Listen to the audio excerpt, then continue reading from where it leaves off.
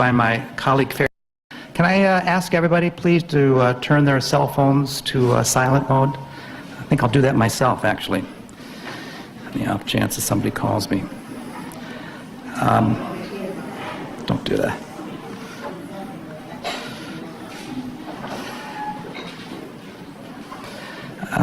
Okay, good evening and welcome to the 11th Edward Said Memorial Lecture. This series was initiated by my colleague Farrell Hazul shortly after Edward's death, and this year's lecture is generously supported by the Dean of the School of Humanities and Social Sciences. That is Nathaniel Bowditch, to whom we are very grateful. I also want to acknowledge Hoda and Nadia Gindi of Cairo University's English Department. Hoda's here today. Childhood friends of Edward who are here and also support the lecture series. Finally, I want to thank my administrative staff, Ola Shanab and Omneya Ali, and all of our graduate fellows for their hard work coordinating this event. Thank you very much. I'm Stephen Nimitz of AUC's Department of English and Comparative Literature, and it's a real privilege for me to be here and to introduce our speaker this evening and to welcome all of you members of the community of Cairo. Thank you for coming.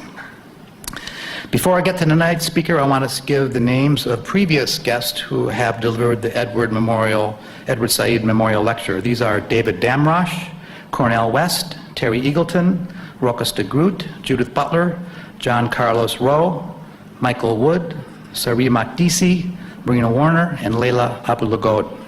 I know that Edward would be honored by that list of names, as he is by our speaker tonight, Souleymane Bachir Diagne.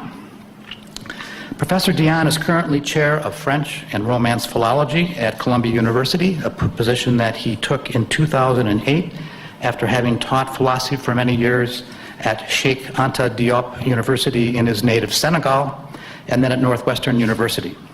He also served in Senegal as counselor for education and culture, and he has a broad range of experience and interventions in the public sphere, where he has deployed his considerable academic acumen on many important causes, especially on behalf of universal human rights. And thus he is a very appropriate choice for tonight's lecture. Professor Diagne has been recognized for his public service and for his teaching and research by many awards and honors in France, Senegal, and in the US, including the Koldyke Outstanding Teacher Professorship, the Alfasi Prize in the Social Sciences and the Humanities, the Edouard Glissant Prize, and the Dagnan Bouveret Prize. Professor Diagne studied philosophy and mathematics at the Sorbonne, writing a doctoral thesis on Georges Boole's Algebra of Logic. This will be the only Edward Said lecture with math questions will be allowed. And not only allowed, but definitively answered, perhaps. Since then, his work and interest have branched into many fields of study, including the history of philosophy, Islamic philosophy, African philosophy and literature, Sufism in the Islamic world, and 20th century French philosophy. Of his many award-winning books, those that have been translated into English include African Art as Philosophy, Senghor, Bergson, and the Idea of Negritude, Islam and Open Society, Fidelity and Movement in the Philosophy of Muhammad Iqbal, and finally, The Ink of the Scholars, Reflections on Philosophy in Africa in 2016. This last work is available online as a free download at the Codicea site, and we thank you for that. We really appreciate that here in Egypt. The subtitle of that work, Reflections on Philosophy in Africa, is also the title of his talk this evening. Please welcome Professor Souleymane Bachir Diagne.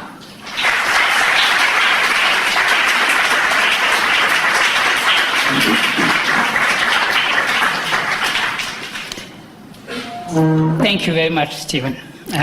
To be invited to deliver this year the Edward Said Memorial Lecture at this prestigious university in American University in Cairo is indeed a great honor, for which I would like to express my gratitude to everybody who invited me and who made my visit possible, and particularly you, Steve, for having made everything smooth, even if I did my best to complicate things for you. And I would like to thank you all for being present here. Three reasons make me particularly happy to be bestowed such an honor. First, allow me to mention a quite a trivial reason that I should not probably talk about, but allow me. Allow me to say that Edward Said's birthday, which is in the very first week of November, that is the reason why we are having this memorial lecture now, also happens to be my birthday. So it is quite a celebration for me. I could say that when I reached my, let's say, 20th spring, I delivered the Edward Said Memorial Lecture at the American University of Cairo. Okay, forget this first reason. Here is a more serious second reason. The obvious reason is that I come from Columbia University, as it was said, where Edward Said has been and still is, by his work, such a towering presence. You cannot be in the humanities or in the social sciences in Columbia University today and not feel that you are in the home of Edward Said. I joined Columbia only in 2008, too late to have met him, but of course he has been such an influence in the works of everybody in the field of the humanities and the social sciences. And the third reason connected to that is precisely the influence of his work, in particular his Orientalism, in one of my own fields of research, which is philosophy in Africa. The best example of such an influence is Valentin Mudimbe's book, known as The Invention of Africa, Gnosis, Philosophy, and the Order of Knowledge, in which Valentin examines intellectual constructs on Africa in an approach which owes very, very much to Edward Said's Orientalism. So, as I examine here in this address the history of the phrase African philosophy, I can certainly invoke the influence of Said and Mudimbe's questioning of the ideology of otherness. So let me emphasize that my lecture is about the very phrase African philosophy, or to put it differently, of the association between Africa and the concept of philosophy.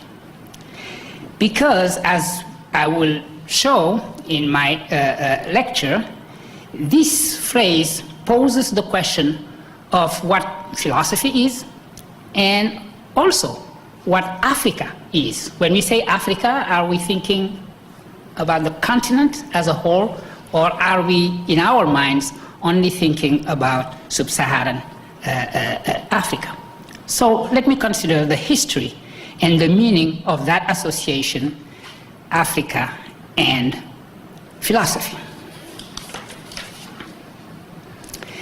In very broad terms, the history of that phrase, African philosophy, is the history of a book that had been written by the philosopher and theologian Placide Tempels, Father Placide Tempels, a Franciscan missionary and Belgian citizen who was one of the first to give to a work a title, Bantu philosophy, that credited the idea of the existence of an African philosophy.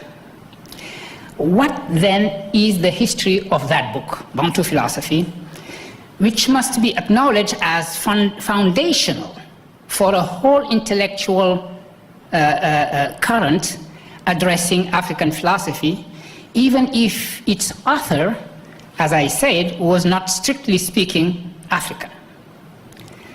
I say strictly speaking, since clearly philosophical activity on or in Africa is not exclusively the concern of those who are African by birth. Father Tempels arrived in what was then the Belgian Congo in the 1930s, in order to do what missionaries do when they travel outside of Europe, that is to say, evangelize and convert. And to this end, he learned the local languages, all of them belonging to the family of Bantu languages. He instructed himself in the oral culture, and he took interest in particular in the proverbs, in the ways of saying, of doing and being of the populations he aimed to bring into the Christian religion. And he was also certainly interested above all in the region's religions, because obviously if you are there on a mission and with the goal of evangelizing, you pay attention to the religion of the populations. And during the war, the Second World War, he began to write a book out of his experience in Flemish or Dutch on his knowledge of the Bantu societies among which he was living then. He believed he had come to understand the philosophy at the heart of the different aspects of the lives of those he hoped to see become followers of the church. And this is what he was looking for, precisely their philosophy. And this word in his mouth and in his mind should not be understood in a kind of diluted and banal sense of a way of seeing things or a worldview. Father Temple's thesis was that there exists a certain number of philosophical principles, or more precisely of ontological principles, because all these principles were about the conception of being of the populations he was living among. And these principles have the coherence of a true philosophical system. And they form the basis of all other spheres of Bantu society. The law of the Bantus, their religions, obviously, their art, their customs, their political institutions, all of these different spheres of activities of the Bantu for Father Temples had to come out of a finite set of ontological principles. So these are the spheres of activity were the object that ethnology had taken as the subject of its studies. But while ethnology stopped at the pure description of these spheres at the surface of things for Father Temples, philosophy, he said, must know how to descend the whole way to the fundamental explicatory principles of which these spheres are manifestation, and which lead ultimately to answering the primary question, what is being? This is the fundamental question that a theologian would pose, obviously, a theologian raised in the Aristotelian Thomist tradition. So he looked at the answer that the Bantus gave to that question, what is being? To that question, according to Father Temples, Bantu philosophy responds, first, that being is force. To exist is to exercise a certain force. Mind you, he's not saying that being has a force. In other words, it is not the attribution of a predicate force to a subject, which would be being. It is the affirmation that the two are one and the same thing. Being, in other words, force, one might say. And if you want to say it in Latin, which is always more impressive, you could say ens sive robur, to paraphrase Spinoza. This is for Temples the first of a collection of ontological axioms that he considers to be at the foundation of the Bantu's belief system. The other of which, after being is force, would be each force is individual.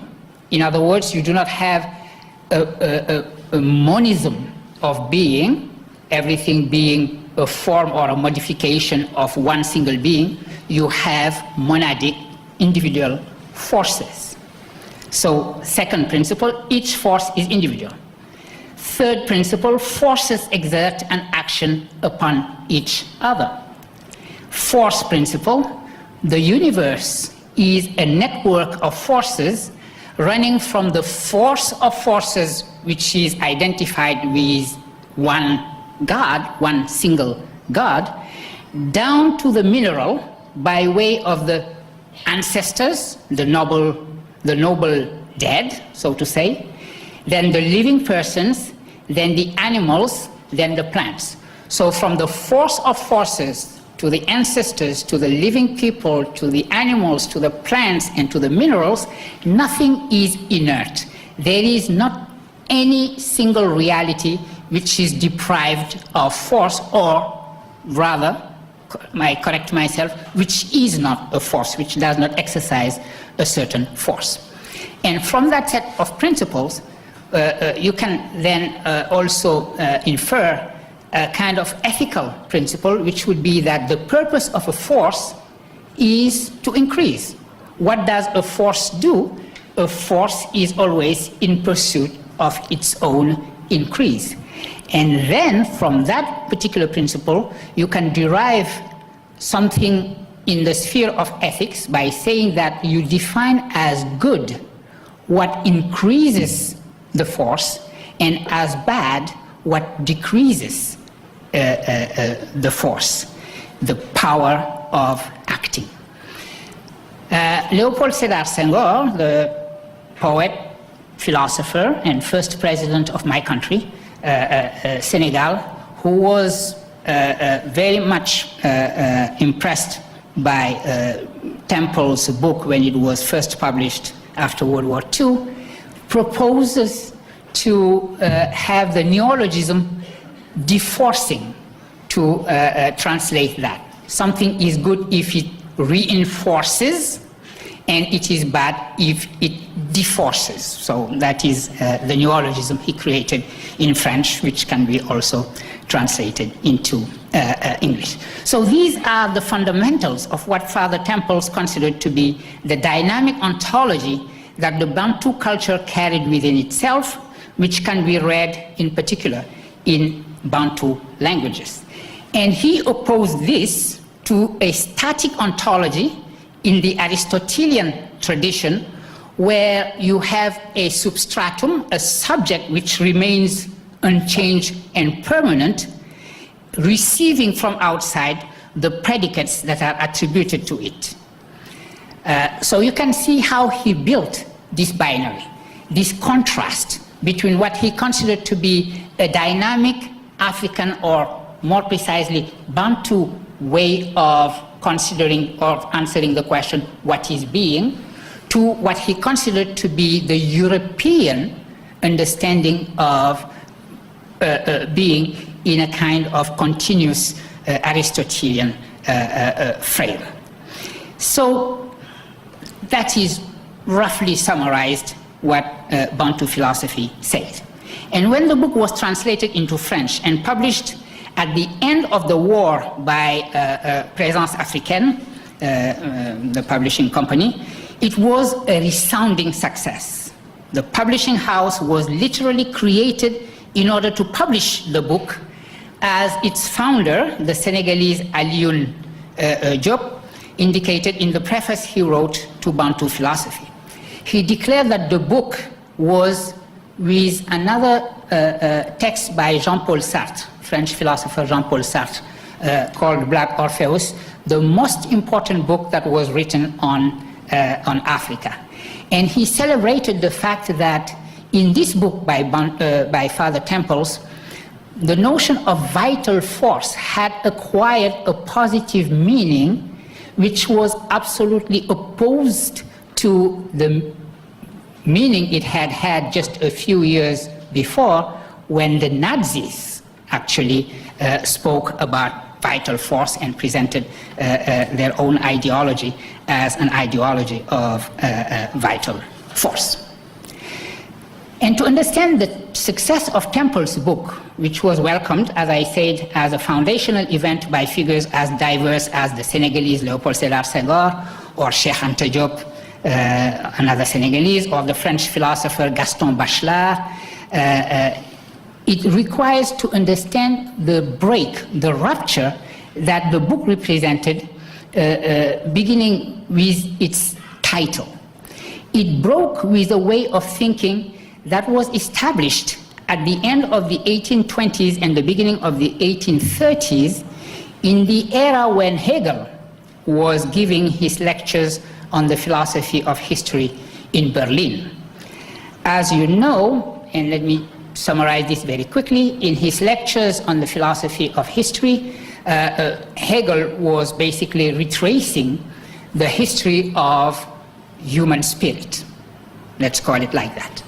And so he was looking at the way in which human spirit had traveled throughout the world during world history, let's say. And since he was doing that, looking at the map, he could not ignore this huge continent which seems to be sitting in the middle of the world, which is the African continent. One could think that Hegel had no desire to talk about Africa, but if you are saying something about world history and the history of human spirit in general, you can't ignore that, well, Africa is there on the map, sitting there. So he decided to say bravely something about it. He looked at the map, and you have to think of Hegel as someone who believed very much in geography. He's a philosopher of history, but a philosopher of geography as well, in the sense that for him, water was very important. Let me.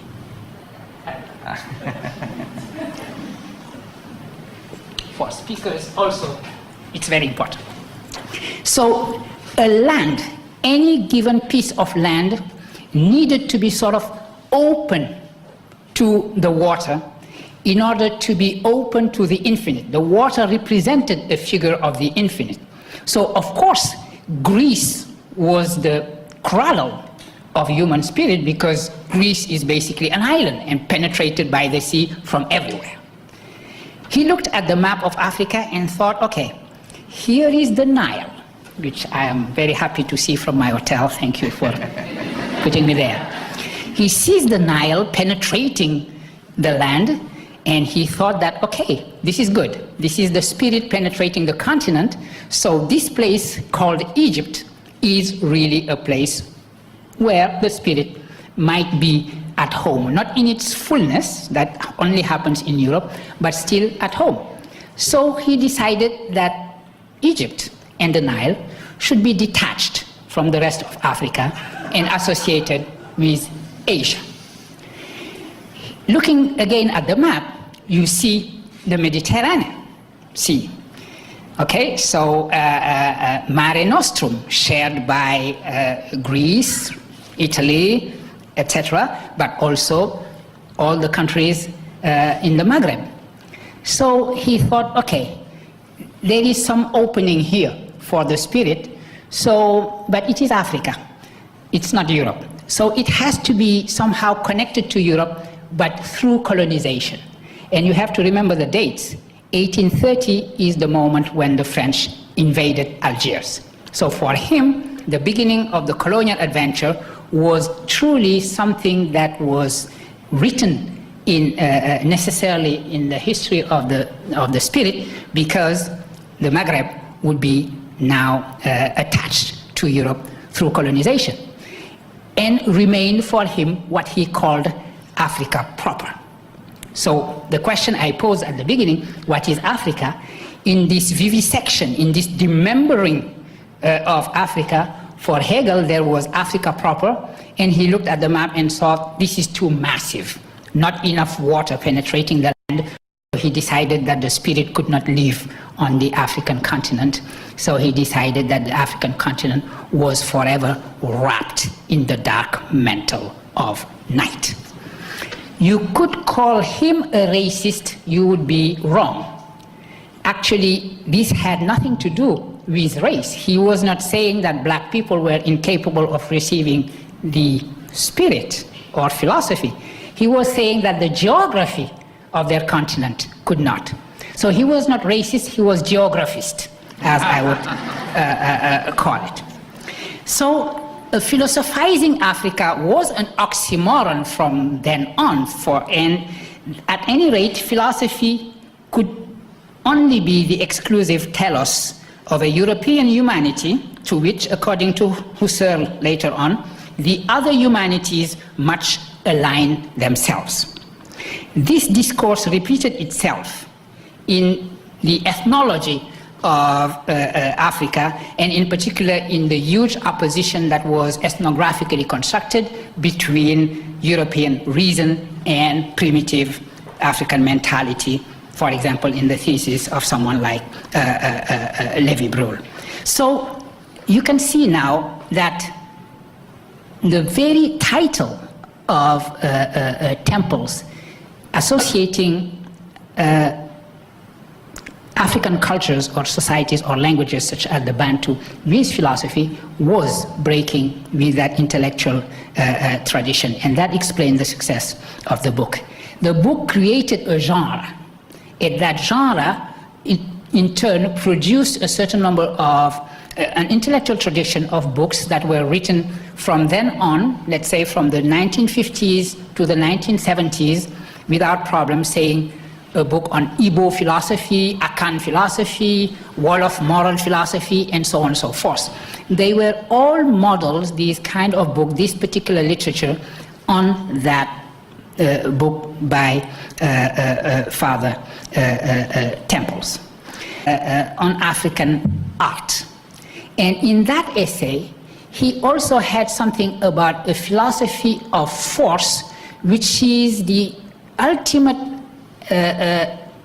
principle behind the very particular nature of African art. In particular, the anti-mimetic nature of that art. As you know, usually Africa is huge, so speaking of African art might be essentialist, but it is true that one can find a kind of common denominator between the arts of many different regions of Africa, and pay attention to the fact that it is not a naturalist art, but an art in which figures are totally distorted. You use geometrical forms, you put together geometrical forms in a way that is not reproduction of reality, although reality is hinted. There is a hint that this represents a man, this represents a woman, this represents this or that figure, but at the same time you are not paying so much attention to the mimetic relationship to anything real. Because, said Senghor, what the artist is truly aiming at is not the reproduction of reality, but grasping the sub-reality of the object. And that sub-reality of the object is the force which it manifests in its appearance. That force is individualized as a rhythm. What makes the difference between a force, one given force, and another force, the principle of individuation here is the rhythm of it. Every single force has its own particular rhythm, and that is what the art is able to capture. So because Senghor was meeting temple thought in in emphasizing the notion of vital force, this encounter explains why he was so happy to read the book of Temples. This is the 50s and the 70s. Now I go faster. In the 70s, there was a strong reaction to that kind of literature that had been inaugurated by Father Temple's Bantu philosophy. A younger generation of philosophers reacted against it, against the model it represented, based on a certain number of points. One important point in particular was that you could not have something like a collective philosophy, Bantu philosophy, they would say, doesn't make sense. If you talk about French philosophy, it would be, you would quote given French philosophers who have written individually under their names and are taking responsibilities for a certain number of theses. How could you consider a collective something like an ethnic philosophy? That was one of the main criticisms against the book by Temples. So the critique called the approach of Temples ethno-philosophy. You cannot be basis for philosophy. One argument that was made in particular by Beninese philosopher Paulin Huntonji is that in oral cultures, human memory is so preoccupied with retaining and transmitting that it does not criticize. In other words, if philosophical attitude and posture is by definition critical, you cannot criticize something that you have to transmit at the same time that you are eager to keep it, to retain it in order to be able to transmit it. So they would say orality is fundamentally anti-philosophical in its attitude. And third argument, which summarizes the two, you cannot say that philosophy is just the emanation of a culture. On the contrary, if we look back at our common ancestor as philosophers, Socrates himself, Socrates actually distanced himself from the culture, and that distancing, within that distancing, is philosophy itself. So that was the reaction to the expression African philosophy and the debate around the very use of that expression. What was missed in the controversies, and it was very heated controversy in the 70s and the early 80s, but what was missing is precisely the history, the intellectual history of great parts of Africa, particularly the Islamized regions of Africa. And if I look at my own region, West Africa, the region that was known as Sudan, actually Sudan is south of Egypt, but in the West Africa was also called Sudan for the same reason, because this was a shortening of Bilad Sudan, the land of the black people. So if you look at the Bilad Sudan, you understand one simple truth, which is that African cultures are not married with orality. It is an ethnologist reflex to think of African cultures as oral culture. But the debate on orality as it took place had simply ignored or failed to take into account the history of written erudition, and I am using that tautological expression for reasons that are evident now, the written erudition in important regions of the continent. Erudition should be understood here as referring to written erudition. And one thinks of the cities that were witness to this written culture, in particular the legendary Timbuktu in Mali. It is after the attack on North Mali that a larger audience realized that you had this rich tradition of written erudition when people were afraid for the manuscripts that were precisely kept in Timbuktu. And this culture is linked to the Islamization of a large part of the continent since the beginnings of the development of the Muslim religion on the land at the end of the 7th century, of the 8th century. It was then, during what is called the Middle Ages, that Islamization translated in an important manner into the development of written erudition that carried to Timbuktu, Gao, Djenné, and Koki, restraining myself to West Africa, the effects of the translatio studii that had spread from Athens and the centers of Greek and Hellenistic philosophy towards intellectual places such as Nishapur, Baghdad, Cordoba, Alexandria in this very country, and Cairo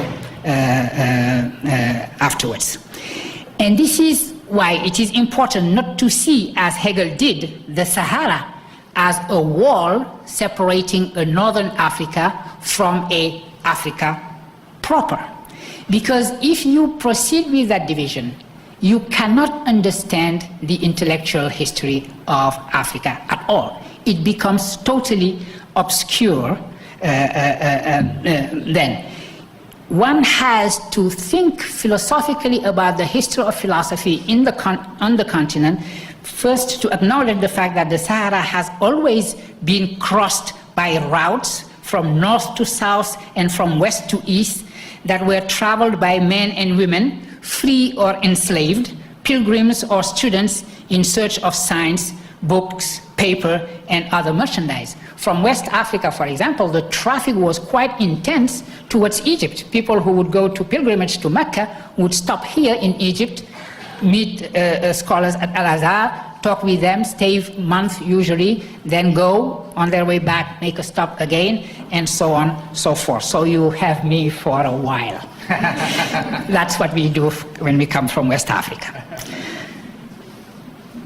The consequence of that was the development of an important literature, philosophical literature as well, that in centers, the kind of centers that I mentioned, not only in Arabic, but also in what is called Ajami, which is local languages using Arabic script.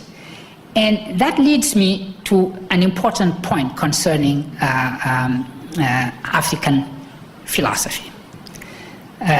Precisely this question of languages.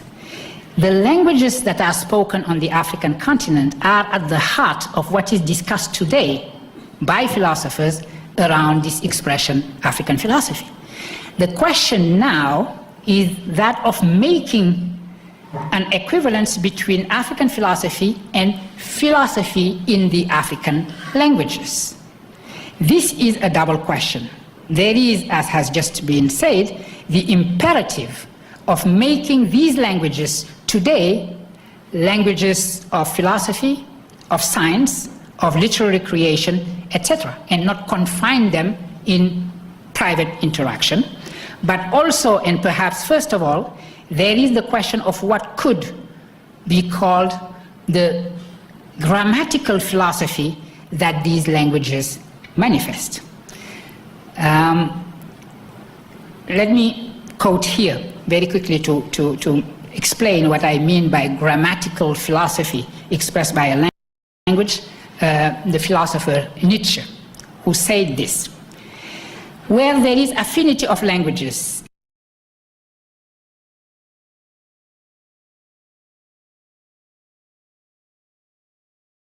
it cannot fail owing to the common philosophy of grammar.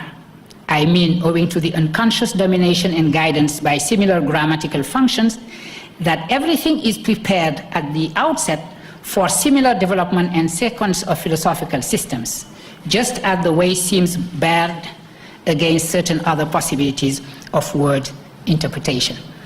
Let me give you an example, a simple example to explain this better. Temples asked the question, what is being? He could have said very easily, oh, the question of being is the most important question, philosophical question one could pose. But you have to realize that the only reason you say that is because you are speaking a language in which you can use the verb to be, add ing, and have the substantive being.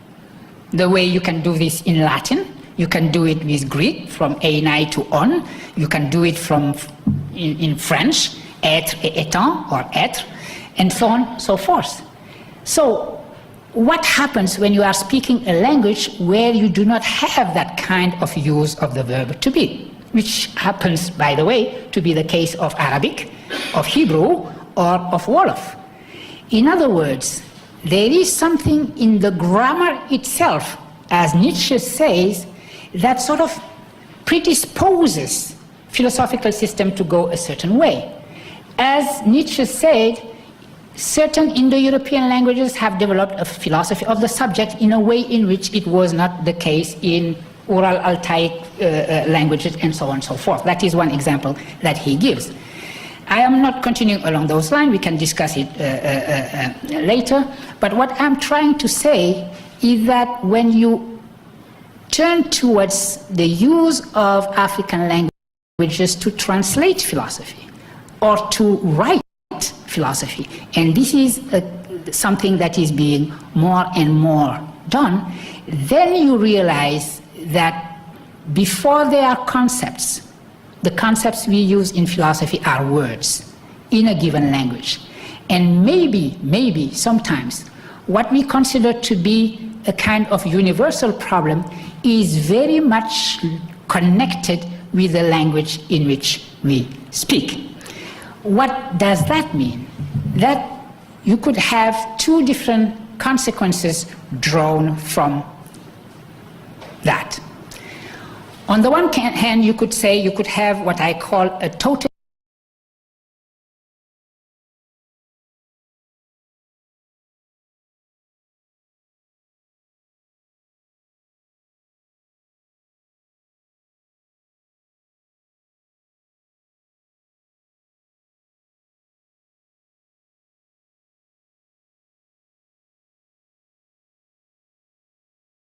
separatist attitude, saying, well, each language or each family of language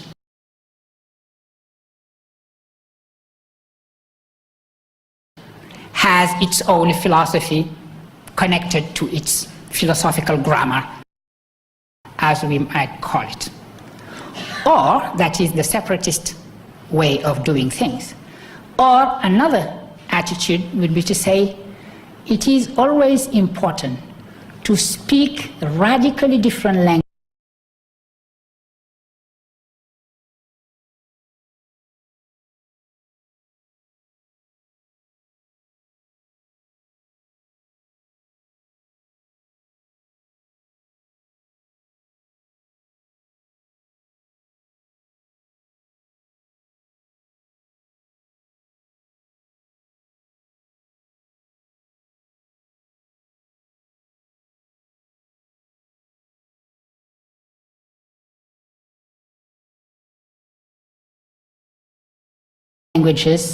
and to make the effort of translating our philosophical questions into totally different languages to see what happens to those philosophical problems, which is a way of doing our job as philosophers. We praise ourselves, philosophers, on the fact that we never leave anything unexamined, maybe except that we are speaking a language when we are speaking philosophically. And that would be a way, an extra way of examining the questions that we pose. This separatist attitude has its followers among African philosophers, one of them the most famous being Alexis Kagame. Alexis Kagame is a Rwandan philosopher who analyzed in 1956 Bantu languages the way, well, as a linguist, not the way that Father Temples did.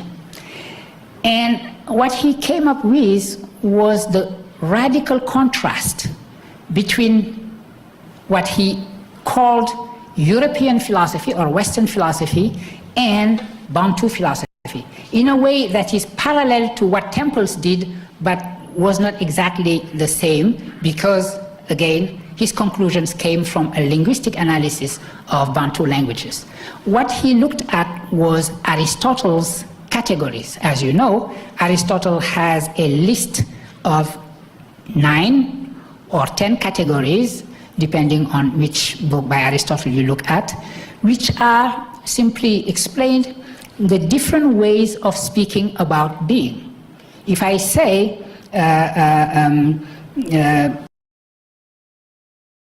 this is water, that would be the substance water. water, the quantity I have here is enough. The quality of the water is that it's very fresh. I could talk about the water being on my right and so on. In other words, the different ways of speaking about being is about what it is, the substance, then the quantity, the quality, the relation, the modality, the action, the passion, etc., and you have the picture. Now, all of these categories depend on the grammar of Greek. These are the different ways of using the verb to be in Greek. That is what Kagame was saying. And he says, well, maybe in our languages, from our languages, doing the kind of analysis that Aristotle actually did in his analytics would lead to different categories. That is what I call the separatist attitude. On the other hand, the translator's attitude was represented by Ghanaian philosopher Kwasi Wiredu, who tried precisely to translate famous philosophical problems into his own Akan language to see what happens to those problems and questions.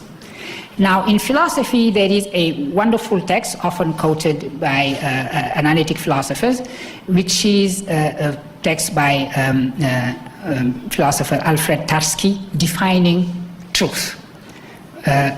For a given statement to be true is for what it says, what it declares, to be the case.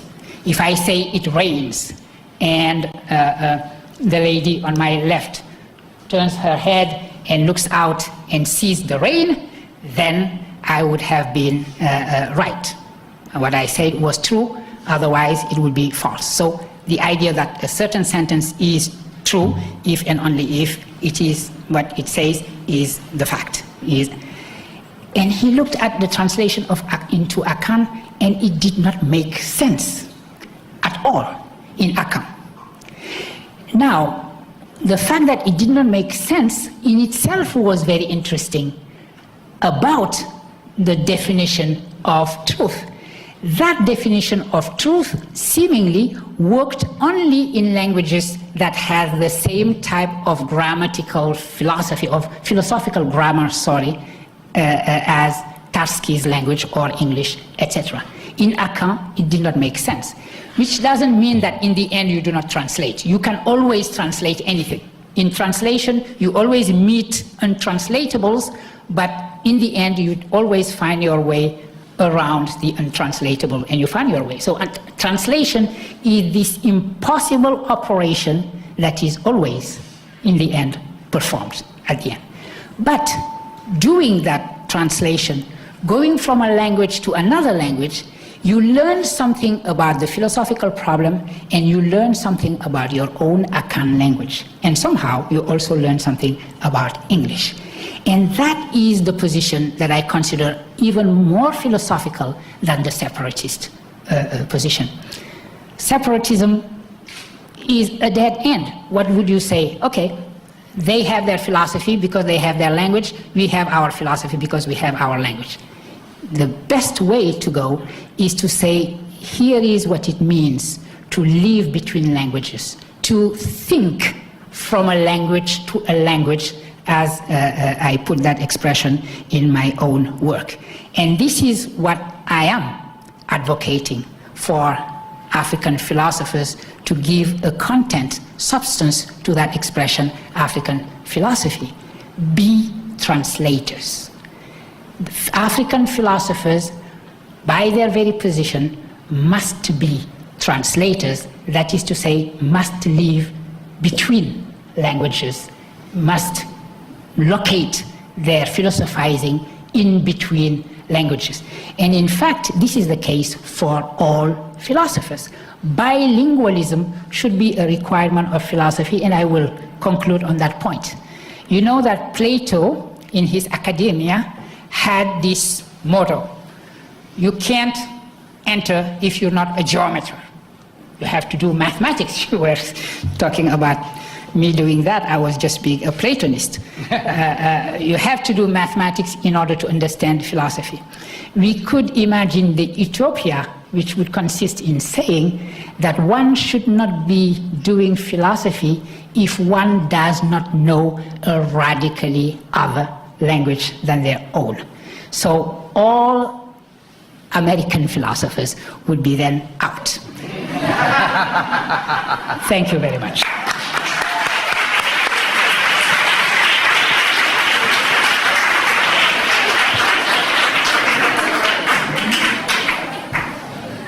Thank you very much for that stimulating and I feel personally pointed to in that particular lecture. Professor Diagne would be pleased to take some questions from the audience, and there are several people walking around with microphones who can help you with that. Our first question over there. Should I go? Please. Yeah. Thank you. That was an amazing lecture, and I'm really grateful that you came all the way to share with us your thoughts. I'm very much interested actually in whether the attitude of translatability is even possible in the first place, not endorsing necessarily separatism, but that the experience of incommensurability sometimes is the dominant fact of our lives, precisely because of relations of domination, for instance. Fanon, when he speaks about the relationship between the colonizer and the colonized, he presents a world which is very Manichaean, where actually the consciousness of the colonized doesn't exist until he goes through the cleansing act of violence of decolonization. So as long as these facts of domination and power exist, then the idea of translatability is actually not even possible. That's not a separatist attitude, that's more of a, let's say, a call for, let's finish decolonization first, and then we talk about translatability. Thank you. Thank you. Yeah, that's fine. Okay. Well, thank you very much. This is a very important question because you put your finger on something which is what I would call the paradox of translation. I am someone who believes in translation, and my current work is about translation. And my point is to consider that translation is a way of creating reciprocity. If you put languages in touch with each other, putting them in touch, to use an expression from the philosopher of translation, Antoine Berman, is a way of creating equality and reciprocity. Now, I am not being naive, and you are perfectly right pointing that in translation itself is about domination. Actually, if you look at which language is translated into which language, then you can see fully the structure of domination. In particular, the space of domination par excellence, which is the colonial space, where you have imperial language and dominated language. And you are right, Kagame's gesture was a decolonizing gesture.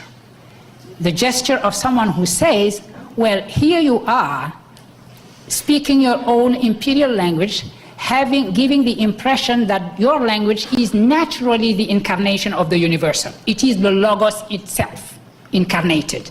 And that somehow nothing exists if it is not translated into your own imperial language.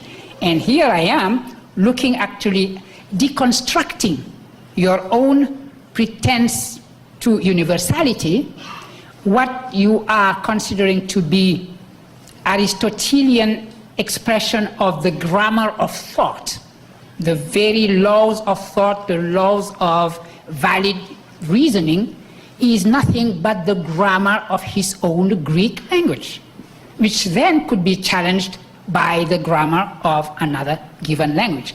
You are affirming, by doing that, he is affirming the equivalence of the languages, and that separatist attitude, you are right, cannot be understood outside of that context. It is a gesture of refusal. And you are also right pointing to Frantz Fanon. Frantz Fanon is the one who said that colonialism is by itself a violence.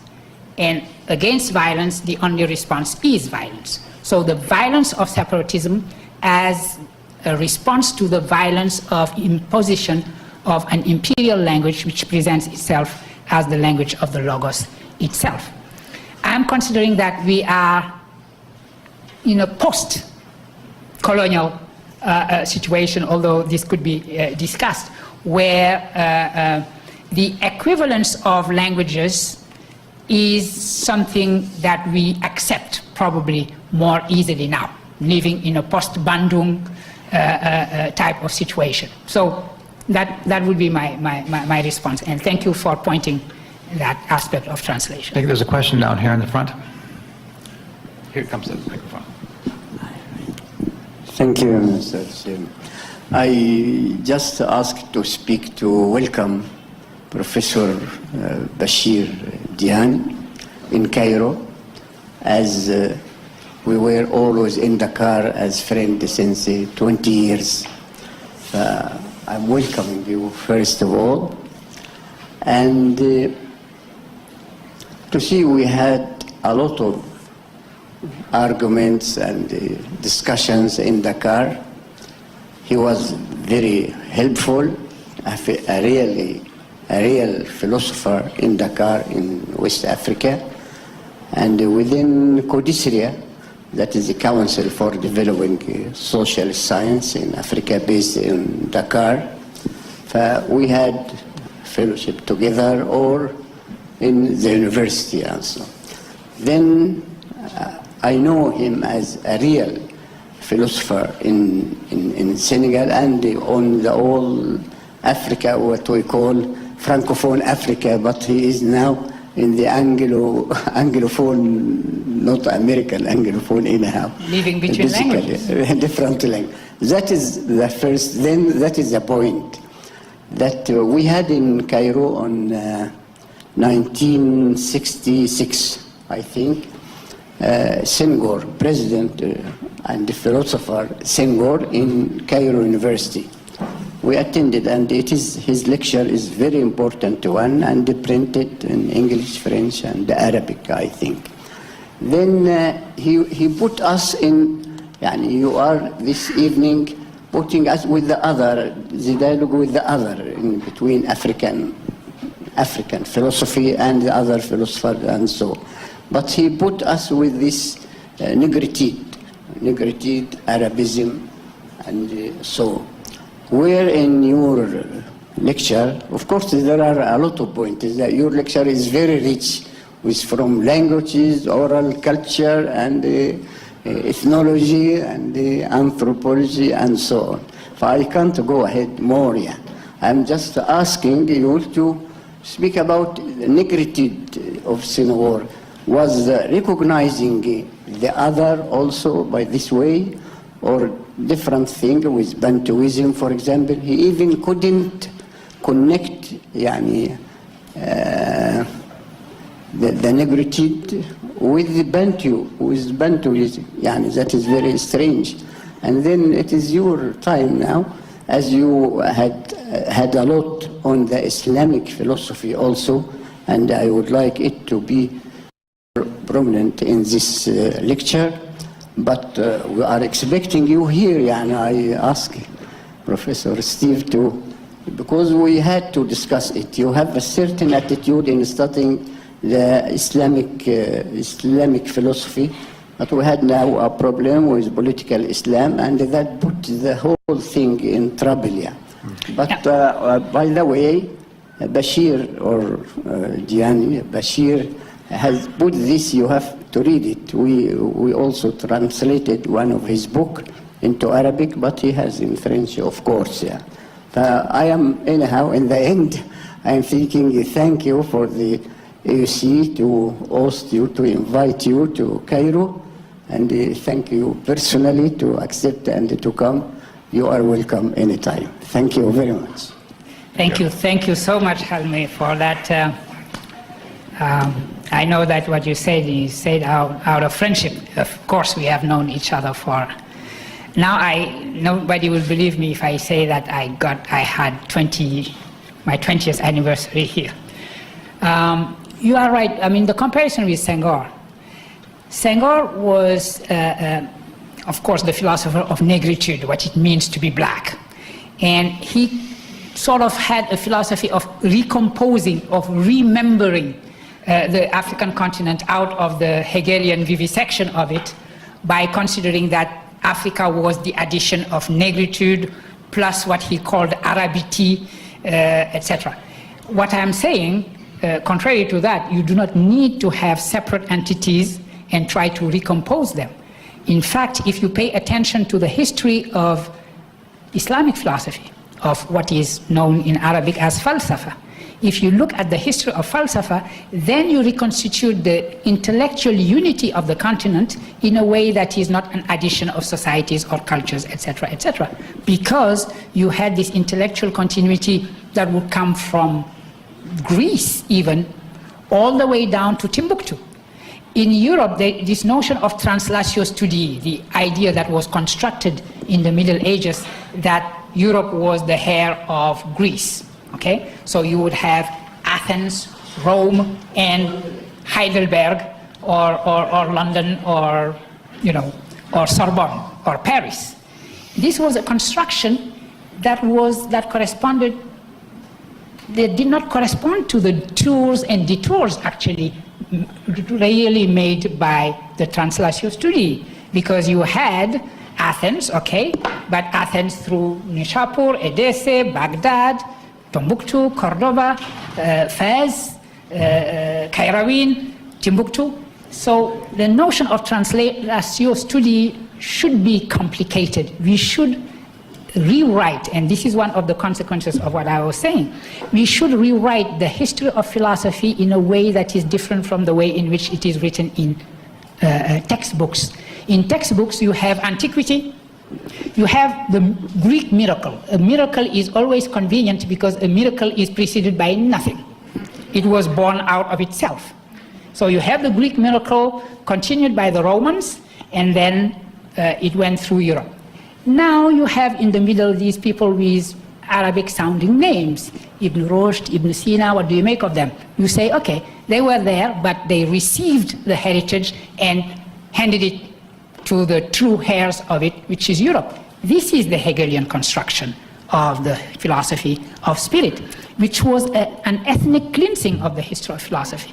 So basically what I'm doing here is re-ethnicize the history of philosophy, and thank you so much. Glad to be in your country. Question here, and okay. Sorry, I'll try to keep track of them there. A quick comment, then a question. Graham Greene's novel, The Heart of the Matter, you also have a book in there called A Bishop Among the Bantus. So there's a connection there as well. They're very universal, popular people. If language can create problems of balancing acts in grammatical philosophy, how about doing away with language at all and focusing on art? Because I was reading a book on philosophy of Islamic art, an Arabic book, and they're saying they didn't have pictorial representations of God, and de-emphasizing pictures, focusing on geometry and colors, abstract kind of art. And it sounds a lot like the African art and rhythm, and also connecting their pictures to music, to sounds. Is that another avenue that we can use to get around these language problems? Well, right. I mean,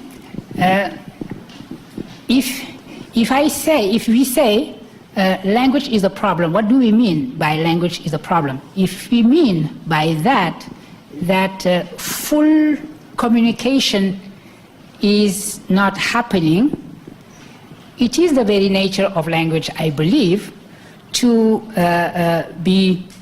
have certain opacity, but then to also be open. In other words, when I say that translation is this impossible thing that in the end still succeeds in happening, I believe in a kind of communication which doesn't mean necessarily absolute transparency, but negotiation, continuous negotiation and understanding through untranslatable, through misunderstanding, working out one kind of communication. And in that sense, translation is the language of languages, as Kenyan writer Ngugi wa Thiong'o famously wrote.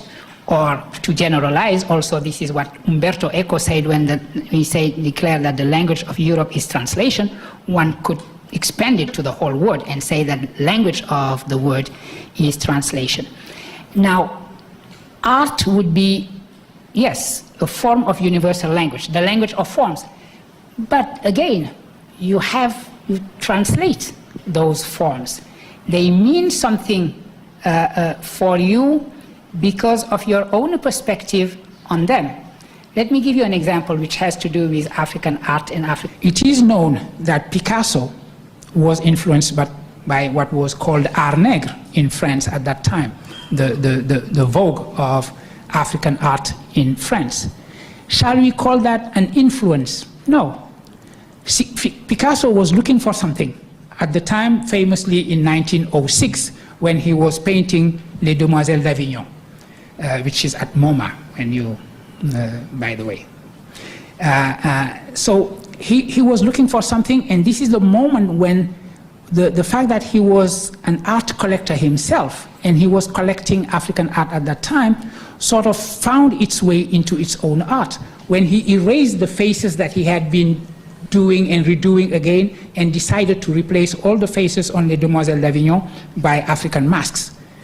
This language spoke to him, but because he had his own questions bringing them there, the language of the forms talked to him in a way is the language of the computers. Everything can be translated into 0 and 1s, but once they are reinterpreted, we find ourselves with our own languages again. But in the end, I believe more in translation, and the problems are not necessarily a bad thing.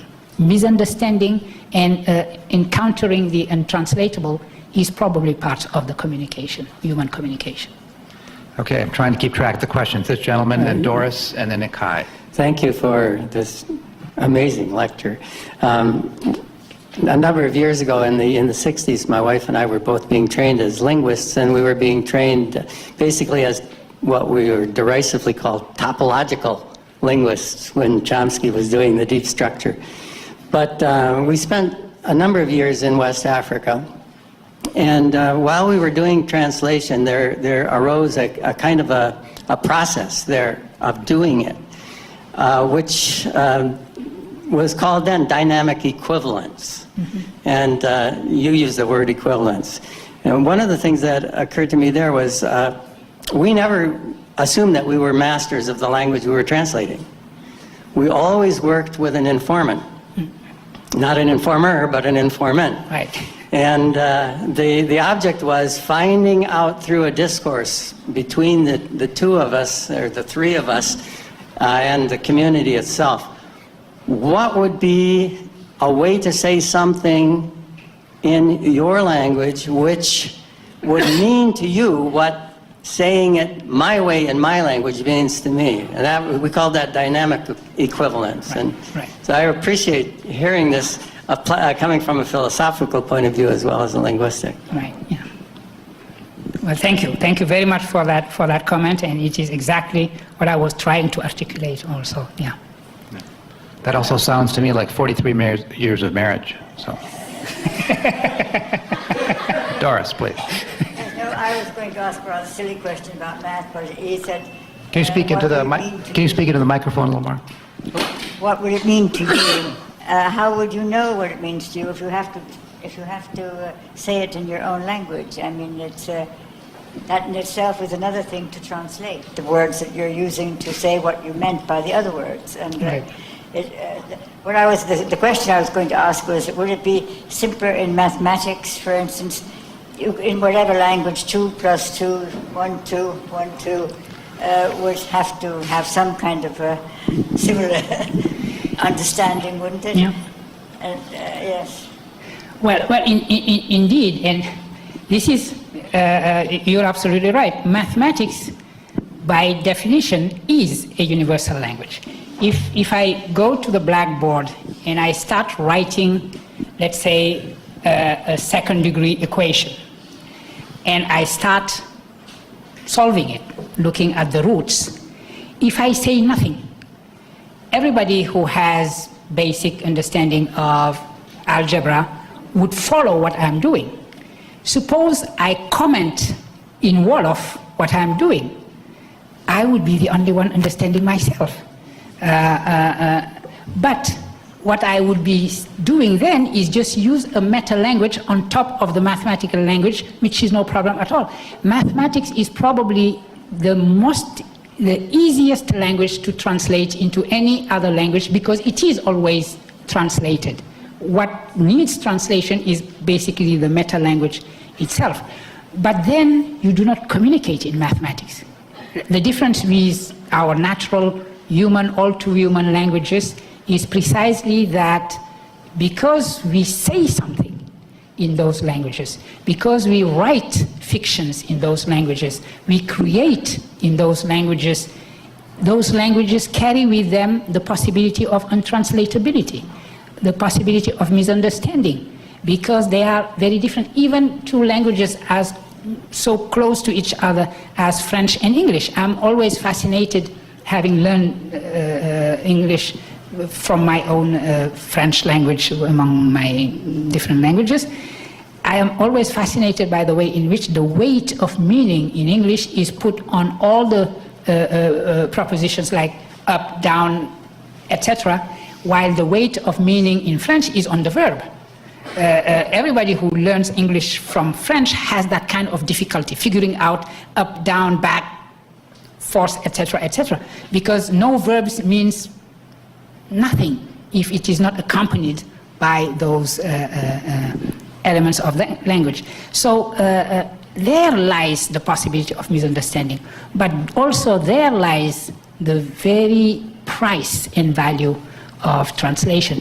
Mathematics is translated and it is useless. It is like having a series of 0 and 1, solving that equation. Yes, we understand each other. And that would be the difference between what Leibniz and other logicians have called philosophical grammar. Leibniz and logicians like George Boole, I was talking about George Boole earlier, to speak of mathematics, they were all looking for the universal language that would overcome all possibility of misunderstanding. And they found that universal language in the language of algebra, which was transferred to the language of our computers. Our computers today speak that universal language, but it becomes something for us only when it is interpreted in our own languages, and so we are stuck with our natural languages. The case of Esperanto would be something different, but again, who writes novels in Esperanto? Who reads them? Ikai has been very patient. Thank you, Professor, for the talk. You know, as someone who talks about Greek philosophy in English, whose native language is neither, I feel very encouraged by your thesis that translating is a fundamental act of philosophizing. So, you know, like, I'm not very sympathetic with the separatists, but I do kind of want to, you know, like, kind of engage with this understanding exactly what's the argument backing them up. Because it seems like if I choose the side of translation, I'm fine with accepting that there are certain things that are hard to translate, or there are certain limits of translation, and what we should try to do is to continually attempt to overcome it. So it seems like if I'm an anti-separatist, I accept that in principle languages are translatable, while acknowledging that there are certain limits to translation. Would you say that if I want to be a separatist, then I'm committed to saying that what's untranslatable is the more important part? For example, if I'm a separatist, am I committed to the position that, oh, when you translate Bantu philosophy into French, something's lost. And when you talk about it in English, of his French version, something is lost. Is a separatist committed to that position? Or do you think actually a separatist has other reasons besides untranslatability to insist on his position? I would consider that the separatist has exactly that position. Let me give you an example that is given by Kagame himself, the quintessential separatist. He says, well, when I read Descartes' cogito, it is untranslatable in my language. In other words, when Descartes says, I think, therefore I am, what Kagame says is that you cannot have that absolute construction of the verb to be in the languages that I am dealing with, because you have to say, I am what? I think, therefore I am tall, short. You have to say, I am what? You do not use it in an absolute sense. And he says, he stops at that, saying it is untranslatable. What I'm saying is that he's wrong. I don't know his particular language, but I am sure you can find a way around it. Even if you have to put a long footnote and explain something about, you know, the fact that the language I'm translating from has this absolute use of I am. So you can, my point is that separatism in that sense is a starting point. You have to acknowledge that if you say the beginning of philosophy is Parmenides, being is, non-being is not, it's not necessarily something that makes sense for everybody. But trying to make sense of it in a language where you do not use the verb to be in that way is something to be, from which we gain something. This is why I believe in sort of overcoming the separatist attitude. So it almost feels like you agree with certain insights they have, but you want to turn the... Absolutely, absolutely, yeah. Okay. Other questions? Over here. And then Lauren is next, and then, yes. Thank you very much for your coming, and welcome, Cairo. Actually, you started your lecture in a very enthusiastic way that we are thinking about the question is of what is the African, in order to understand what is the African philosophy. But actually you ended up imprisoning us in the question of language. But actually the question of the African philosophy had many wide attempts in order to formulate it. You started with that Africa, or African philosophy, or African knowledge, is the knowledge on Africa as an object. So everyone who is talking about Africa can make African knowledge. So we can get into the problem of translation, because at the end of the day, you're going to have non-Africans who are working in Africa. Mm-hmm. But Pauline Hontonji, that you have mentioned, have said another trend. They said that actually we do not need to go into this way of formulating African knowledge, but say that African knowledge is knowledge by Africans. It's not knowledge on Africa. So at this moment, we're not going to be imprisoned in the idea of translation, because at the end of the day, they are all Africans. They do not need to translate. Okay? The third attempt, which gives many potentials and opens our vision into African philosophy more better, and will not restrict things into it's going to be translated or not, and all these dualities, is the idea made by Kwasi Wiredu and Henry Odera Oroka.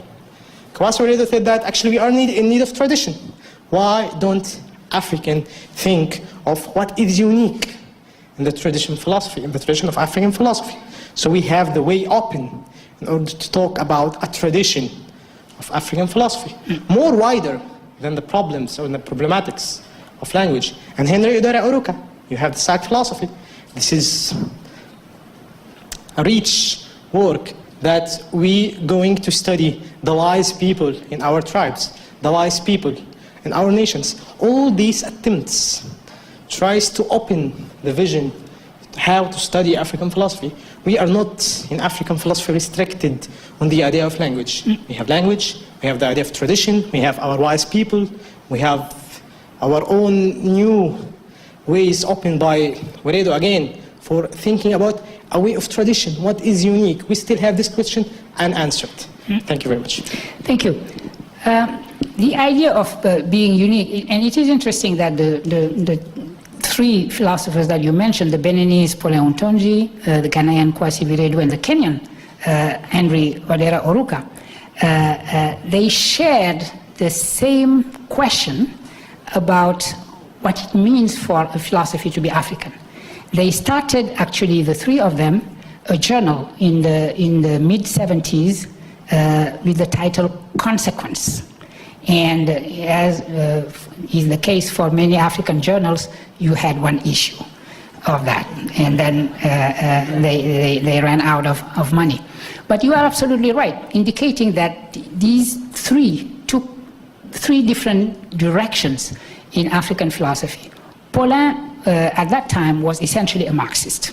What he wanted to do was to clear out the whole Bantu philosophy, ethno-philosophical approach, in order to, because he believed that you cannot have philosophy if you do not have science. He was a student of Althusser, as I was myself a few years later, and Althusser had taught us that philosophy has no history, ideology has no history. History happens on the ground, in the material things and in science. And somehow philosophy is a reflection of what is happening on the ground in science. And Paulin was very much, when he wrote his book on Sur la philosophie africaine, on African philosophy, he was into that. And so he wanted to clear the whole space from ethno-philosophy and approach it in that case. You are right also mentioning Odera Oruka and late Odera Oruka, who had that kind of ethnographical approach. Let's go see the people, the sage people, and ask them, what do you think about what is death for you, etc., in pursuit of something which is somehow uniquely African. I would just add to your comment, for which I thank you very much, that I am very wary of an expression, something which is uniquely or specifically something. In other words, and this is why I believe in translation, if something is authentically philosophical, I believe in its universalization through negotiation and through translation. Let me give you an example. The concept of vital force that was used by temples and considered to be something valid by Senghor. Temples made that contrast that I mentioned earlier, separating, and we come back to separatism, separating radically what he considered a European static ontology versus an African dynamic ontology of the vital force. In the end, he came back from that separation because he said, well, after all, these Bantu people speak the language of force, force being given, force being increased. What does it tell me about my own faith and the text I believe in, which is the gospel? And he said, in the end, I came to convert the Bantus, but finally they are the ones who taught me something about the way in which I should understand my own gospel.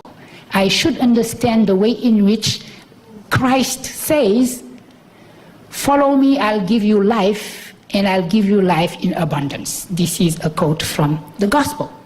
And he said, well, actually, that is the logos. The first logos is that logos, that vibrating, living logos that could be identified to a force, and not what logos has become afterwards in Aristotle's categories, when it became sort of petrified, immobilized as something permanent to which attributes, predicates would be attributed from outside.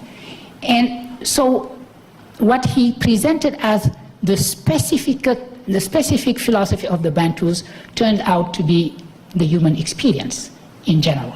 In other words, I do believe that any particularity, when you dig it and when you comprehend it, becomes something that speaks to human experience and human condition. That's what I would add. But I thank you very much for those references.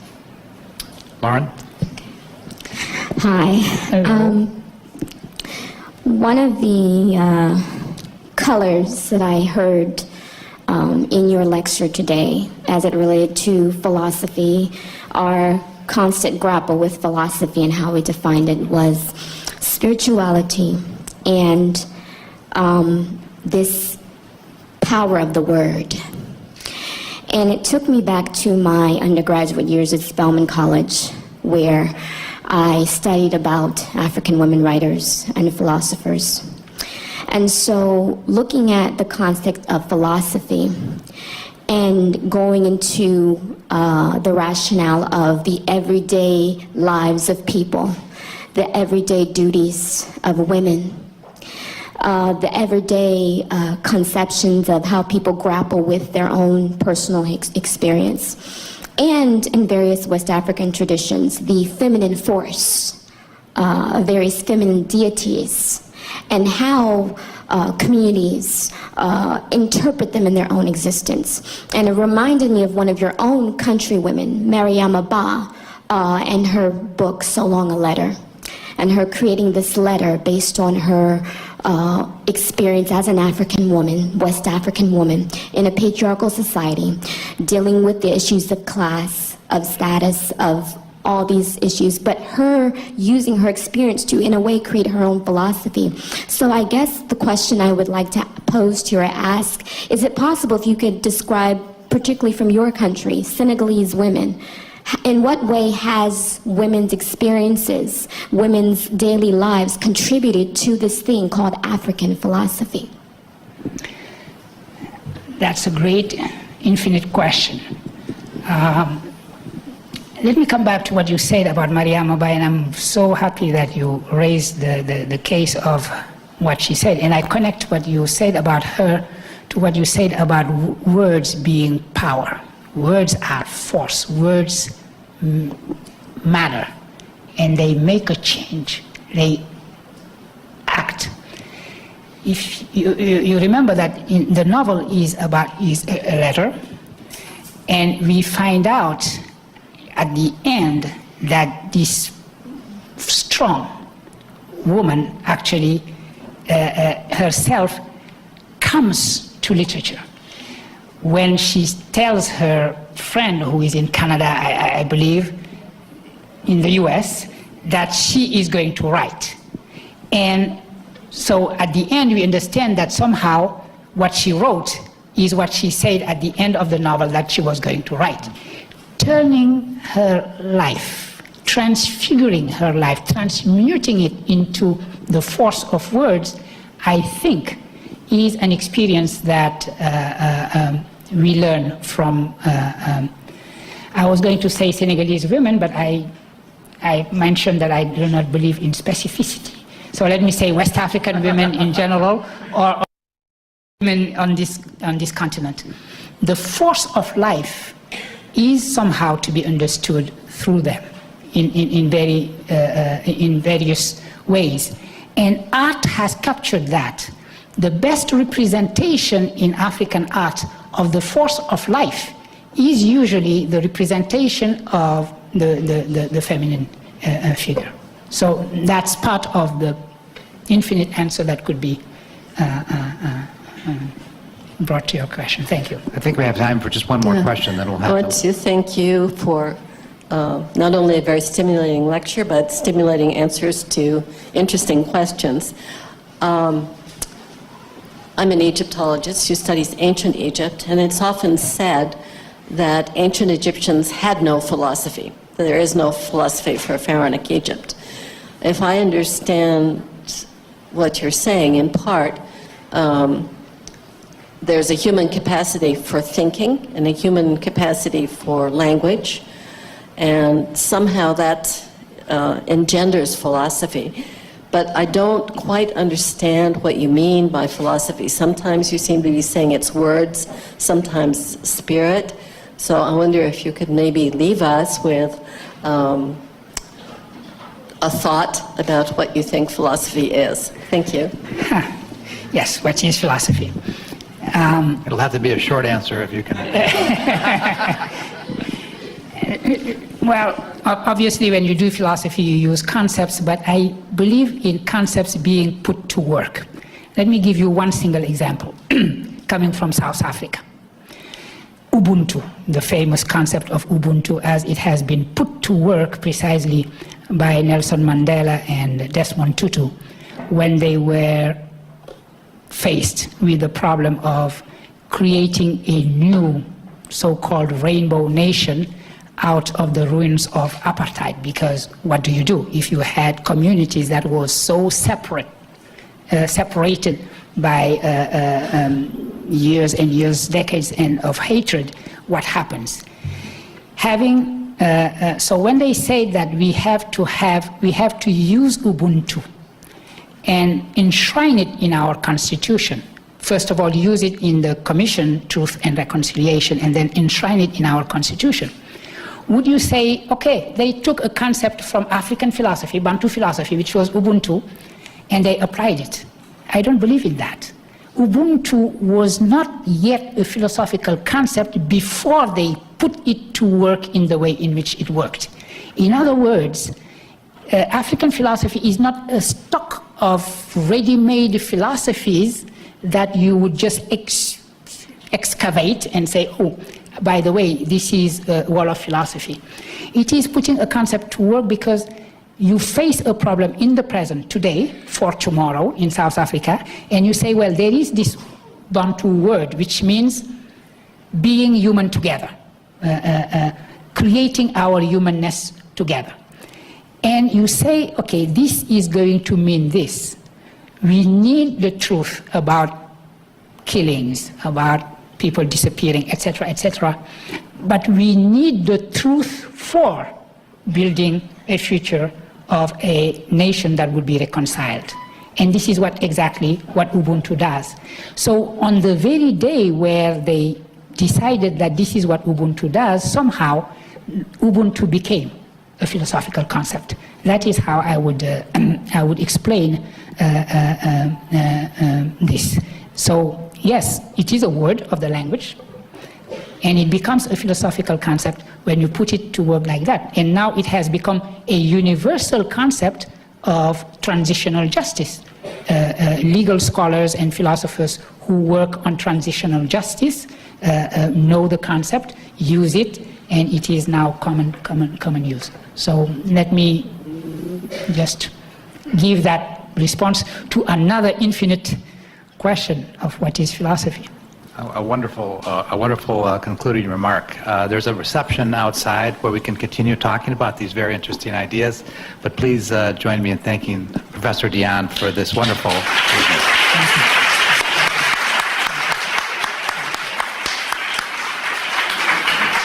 Thank you.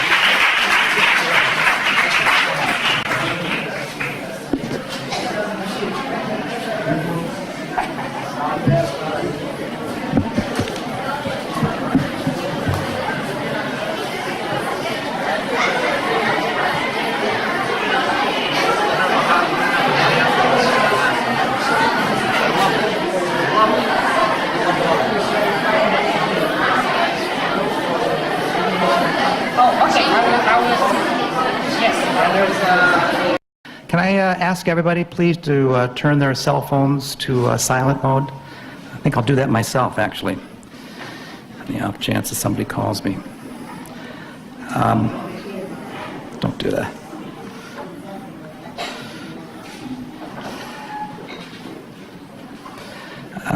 Okay, good evening and welcome to the 11th Edward Said Memorial Lecture. This series was initiated by my colleague Farrell Hazul shortly after Edward's death, and this year's lecture is generously supported by the Dean of the School of Humanities and Social Sciences, that is Nathaniel Bowditch, to whom we are very grateful. I also want to acknowledge Hoda and Nadia Gindi of Cairo University's English Department. Hoda's here today. Childhood friends of Edward who are here and also support the lecture series. Finally, I want to thank my administrative staff, Ola Shanab and Omnea Ali, and all of our graduate fellows for their hard work coordinating this event. Thank you very much. I'm Stephen Nimitz of AUC's Department of English and Comparative Literature, and it's a real privilege for me to be here and to introduce our speaker this evening and to welcome all of you members of the community of Cairo. Thank you for coming. Before I get to tonight's speaker, I want to give the names of previous guests who have delivered the Edward Said Memorial Lecture. These are David Damrosch, Cornell West, Terry Eagleton, Rokas de Groot, Judith Butler, John Carlos Rowe, Michael Wood, Sari Makdisi, Marina Warner, and Leila Abulagod. I know that Edward would be honored by that list of names, as he is by our speaker tonight, Souleymane Bachir Diagne. Professor Diagne is currently chair of French and Romance Philology at Columbia University, a position that he took in 2008 after having taught philosophy for many years at Sheikh Anta Diop University in his native Senegal, and then at Northwestern University.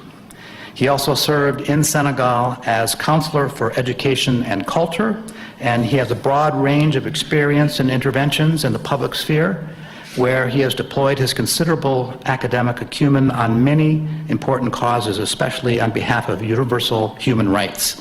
And thus, he is a very appropriate choice for tonight's lecture.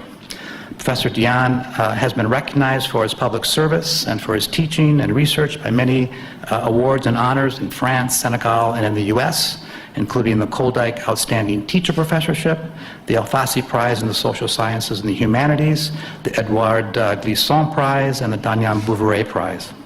Professor Diagne studied philosophy and mathematics at the Sorbonne, writing a doctoral thesis on Georges Boole's Algebra of Logic.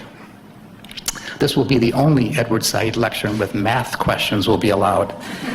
And not only allowed, but definitively answered, perhaps. Since then, his work and interest have branched into many fields of study, including the history of philosophy, Islamic philosophy, African philosophy and literature, Sufism in the Islamic world, and 20th century French philosophy. Of his many award-winning books, those that have been translated into English include African Art as Philosophy, Senghor, Bergson, and the Idea of Negritude, Islam and Open Society, Fidelity and Movement in the Philosophy of Muhammad Iqbal, and finally, The Ink of the Scholars, Reflections on Philosophy in Africa in 2016. This last work is available online as a free download at the Codicea site, and we thank you for that. We really appreciate that here in Egypt. The subtitle of that work, Reflections on Philosophy in Africa, is also the title of his talk this evening. Please welcome Professor Souleymane Bachir Diagne.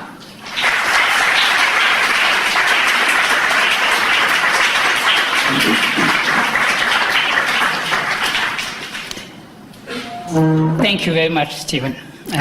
To be invited to deliver this year the Edward Said Memorial Lecture at this prestigious university in American University in Cairo is indeed a great honor, for which I would like to express my gratitude to everybody who invited me and who made my visit possible, and particularly you, Steve, for having made everything smooth, even if I did my best to complicate things for you. And I would like to thank you all for being present here.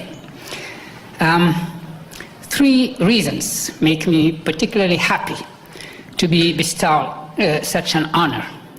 First,